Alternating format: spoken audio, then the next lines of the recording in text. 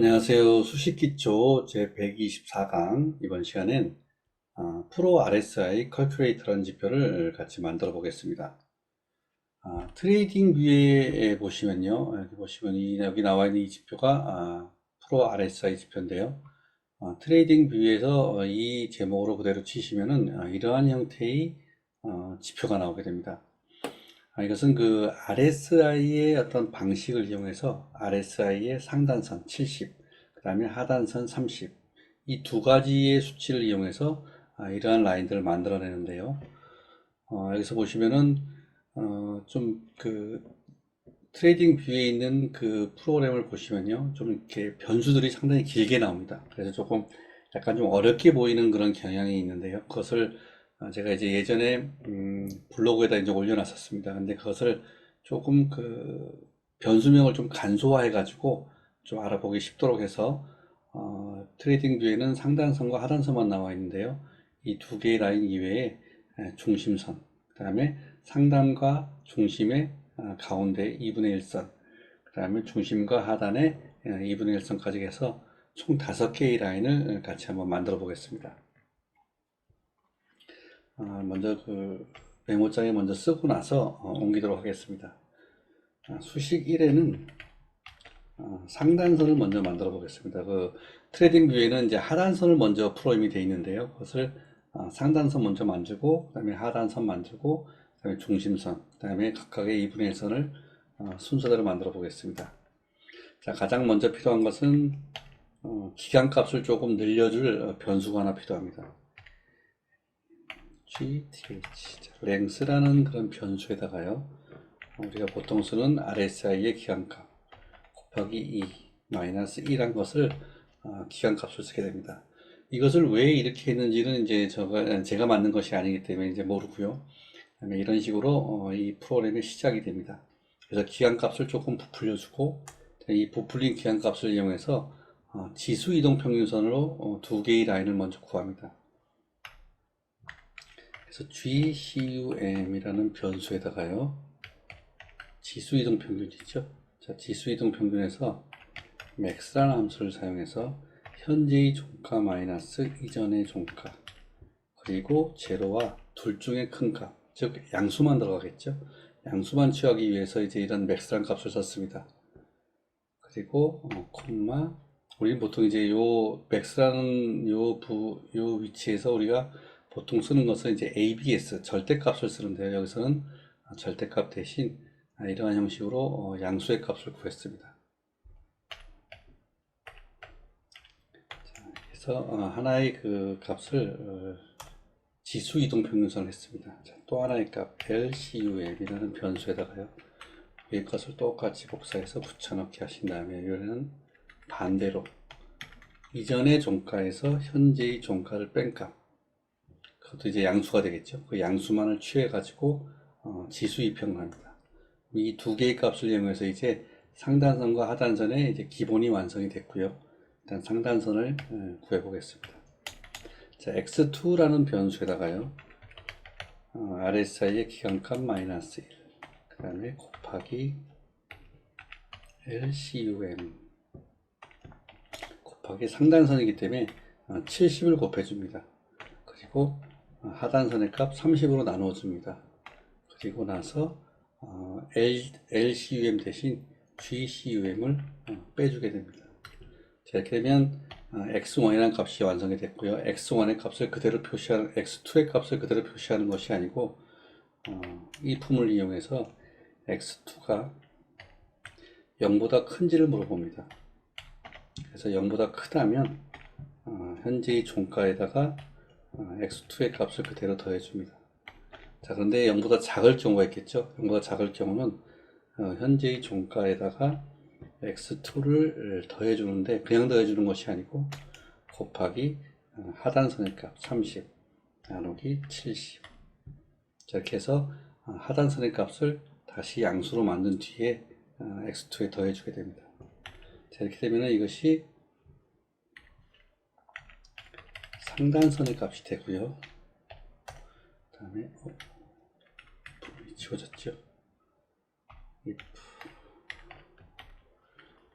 그 다음에 이제 하단선은 이거 똑같은 방법으로 수식을 그대로 복사해서 사용을 해 보겠습니다. 하단선은 다 똑같은 값을 쓰고요. 하단선을 x1이라는 그런 변수에 넣겠습니다. 여기서 요 위치, 아까 상단선은 70을 먼저 곱해줬죠. 이번엔 30을 먼저 곱해주고 70으로 나누어주고, 그 다음에 아래쪽 제일 마지막은 하단선은 똑같이 비교를 합니다. x1이 0보다 크거나 같을 경우는 그대로 x1을 더해주고, 그 다음에 그렇지 않고 작을 경우는 x1을 같은 방법으로 70을 먼저 곱해주고 30을 나눠주는 식으로 해서 양수로 만든 뒤에 다시 하단선에 더해줍니다. 자, 이렇게 되면 상단선과 하단선이 완성이 됐죠. 그럼 이제 우리가 추가적으로 만들 라인들, 수식 3, 중심선이죠.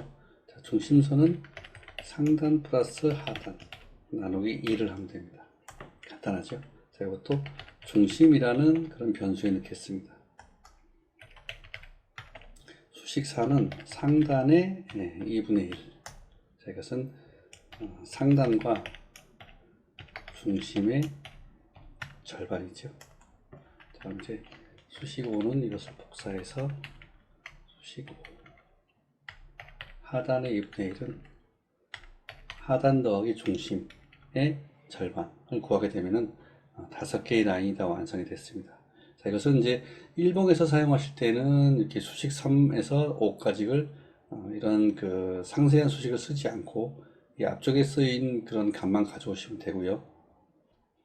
이제 분봉이나 특봉에서 이것을 사용하자 할 때는 앞쪽에 있는 수식들을 다 써주셔야 됩니다. 그래야지 이렇게 실시간으로 들어온 데이터들이 라인으로 다 표시가 됩니다.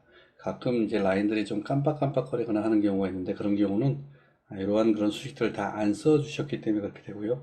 그럴 때 이것을 써주시면 완벽하게 라인이 나타나게 됩니다. 자, 오늘은 일봉에서 사용할 것이기 때문에 이러한 방식으로 한번 사용을 해 보겠습니다. 자, 수식 2를 그대로 복사를 해서요. 수식 관리자 새로 만들기 해서 PRO RSI, 그 다음에 컬큘레이터 C를 표시하겠습니다. 자, 상단선은 금방 복사한 것을 붙여넣기. 한번 작업 저장하고요. 수식 검증, 기간을 설정을 해야죠. 기간은 14. 작업 저장, 수식 검증. 자, 이제 이상이 없죠. 수식 2부터 하나씩 더 옮겨보겠습니다. 하단, 그 다음에 수식 3은 중심, 수식 4는 상단의 2분의 1, 수식 5는 하단의 2분의 1. 수식 2를 복사하신 다음에 붙여넣기. 그 다음에 수식 3은 복사하지 말고 써보겠습니다. 상단 플러스 하단 나누기 2. 자, 이것을 중심이라는 변수에 줬죠. 수식 4는 상단 플러스 중심 나누기 2. 수식 5는 하단 플러스 중심 나누기 2. 다음에 라인 설정 하셨고요. 상단선은 하늘색 계통, 하단선은 검정색, 중심선은 녹색으로 좀 굵게 하겠습니다. 그 다음에 상단선의 2분의 1은 똑같이 녹색으로 점선, 하단선의 2분의 1도 똑같이 녹색으로 점선, 스케일은 가격, 작업 저장, 수식 검증. 여기서 한번 실행을 해 보겠습니다. 이거 실행하게 되면 아까 그 처음에 보여드렸던 트레이딩 뷰에 있는 이런 선과 아마 같은 선이 나타날 겁니다. 지금 선이 나타나고 있죠. 보시면 이러한 부분들 같이 똑같은 궤적으로 라인이 나타나고 있습니다. 자, 이제 마지막으로 이것을 사용하는 방법은 우리가 이제 볼린저 밴드와 같은 그러한 방식으로 이제 해석을 하시면 됩니다. 그래서 중심선 이상은 매매 가능 구역이고요. 이제 주식 현물을 사용하실 때 매매 가능 구역. 그 다음에 그 아래쪽은 매매를 하지 않는 구역. 그 다음에 일단 우리가 매수 진입을 했다고 했을 경우에는 상단선의 위쪽에서는 이제 매도를 실현해야 하고요. 그 다음에 하단선의 아래쪽으로 내려가지 않는 상황에서는 좀 버티는 구간으로 사용하고, 자, 이런 식으로 손절과 그 다음에 익절의 구간으로 우리가 이 위쪽 부분과 아래쪽 부분을 이렇게 설정을 해볼 수가 있습니다. 물론 이제 어떤 지표라도 100% 맞는 경우는 없죠. 그래서 이제 몇 가지 지표를 같이 섞어가면서 자, 이런 것들을 어떻게 이용할 것인가를 한번 이제 고민을 해보시고요. 그 다음에 차트를 아주 많은 그런 수의 차트를 이제 관찰을 해 보셔야 됩니다. 그래야 이제 어떤 특정한 어떤 패턴이나 아니면 어떤 특정한 스킬들을 이렇게 얻어서 어떤 매매에 이용하실 수가 있습니다. 자, 이런 구간들 우리가 지난 차트로 보면 이런 구간은 상당히 좋죠. 그래서 이제 어떤 상단의 2분의 1선을 상향 돌파하고 난 이후에 그 다음 상황을 보셔야 됩니다.